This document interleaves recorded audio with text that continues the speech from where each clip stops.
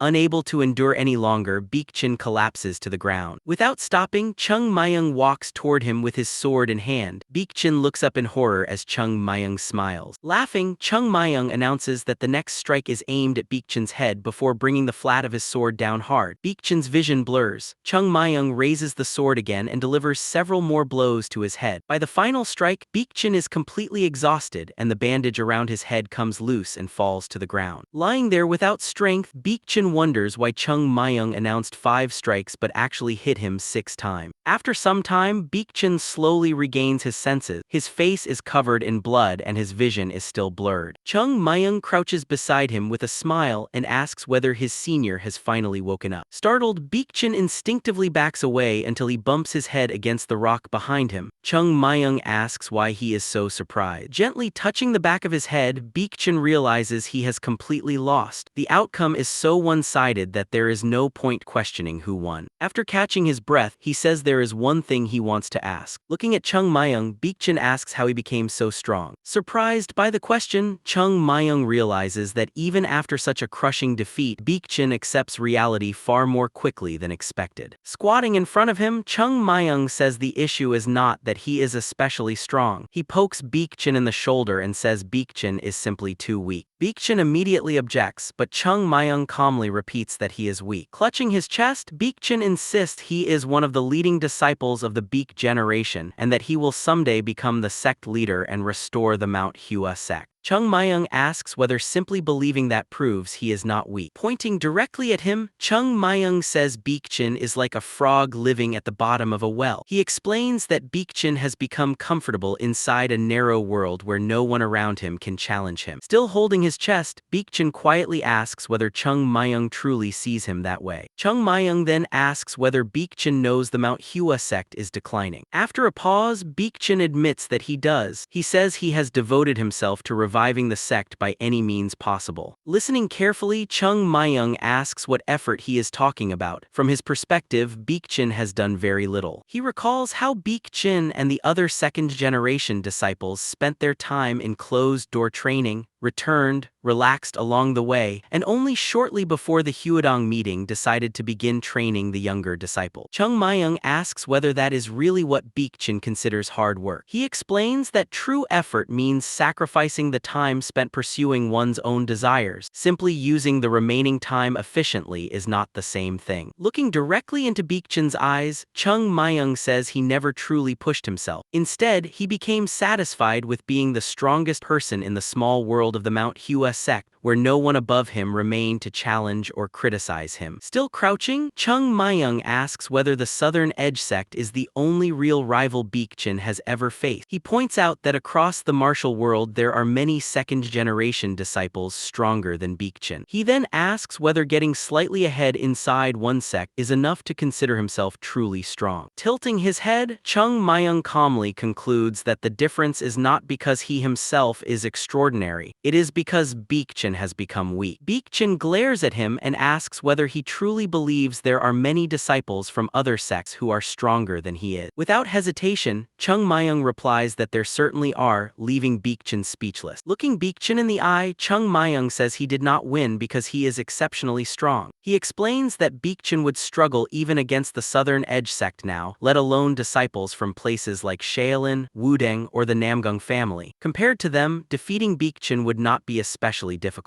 Clutching his robe in frustration, Baekjin lowers his head and quietly admits that he already knows that. His answer surprises Chung Myung. Baekjin says he has always known his limits. As a disciple of the Mount Hua sect, he can only work with what he has and continue doing his best. Chung Myung immediately taps him on the head with his sword and says he is not trying at all. Kneeling in front of him, Chung Myung explains that the problem is not effort alone but that Baekjin has chosen the wrong direction. He asks whether Baekjin really believes anyone can become a master simply by working hard. Pointing off into the distance, he says someone could spend 500 years striking a scarecrow and still learn nothing if they practice incorrectly. Baekjin looks at the ground before asking whether Chung Myung knows the right path. Chung Myung calmly replies that he certainly knows it better than Baekjin. After staring at him for a moment, Baekjin asks whether Chung Myung can make him stronger. Smiling, Chung Myung confidently says he can. Baekjin presses a hand against the ground and rises before asking Chung Myung to make him stronger. He declares that he will follow every instruction without question. Then, folding his hands together, he sincerely asks Chung Myung to teach him. He says he is willing to learn from someone younger if it will make him stronger. He even says he is prepared to call Chung Myung his older brother if necessary. Looking at him in surprise, Chung Myung immediately refuses. Baekjin is stunned and asks why, believing everything Chung Myung said was meant to guide him. Chung Myung simply replies that teaching him would be far too exhausting. Silence falls between them. Standing up, Chung Myung says Baekjin has misunderstood something because they are not finished yet. Fear appears on Baekjin's face as Chung Myung explains that people are naturally selfish. He says Baekjin has already convinced himself that everything is settled and that he has fully made up for his actions simply by training the third-generation disciple. Smirking, Chung Myung says that is only the beginning. Raising his sword, he explains that the consequences for exposing him and creating all this trouble are far from over. Looking at Baekjin's frightened expression, Chung Myung says he still has not understood what really happened. Holding the sword over him, Chung Myung tells him not to worry because the night is long and before it ends, he will understand everything. Pointing at the torn pieces of clothing scattered on the ground, Chung Myung says they will figure out exactly why Baekjin is so weak, why his swordsmanship is flawed, and why he could not even touch him. With renewed determination, Chung Myung attacks again. The sounds of their fight echo throughout the forest. After everything is over, Chung Myung stretches, sits down on the ground, and lets out a satisfied laugh. Closing his eyes, he breathes deeply, feeling relieved that the problem has finally been settled. After a moment, he gets back up and looks toward Baekjin, who lies motionless near the cliff. Chung Myung assumes he is only pretending to be unconscious. Although he beat him thoroughly, he is confident he did not inflict any lasting injuries. At worst, Baekjin simply passed out and will recover on his own. Whether he is in pain is no longer Chung Myung's concern. Satisfied, Chung Myung thinks that knocking Baekjin unconscious has made him feel much better. His thoughts are suddenly interrupted. Isil's face appears directly in front of him. A startled scream from Chung Myung echoes through the entire forest. Chung Myung grabs his chest and tells Isil to at least least make her presence known before appearing. Issel looks at him in confusion and says she already did. When Chung Myung asks when, she points behind him. Following her gaze, Chung Myung looks toward Baekchan's unconscious body. Issel explains that she revealed herself while Chung Myung was beating him. Surprised, Chung Myung asks whether she saw everything. Issel replies that she only saw part of it. The two stare at each other awkwardly. Sweat runs down Issel's face as she nervously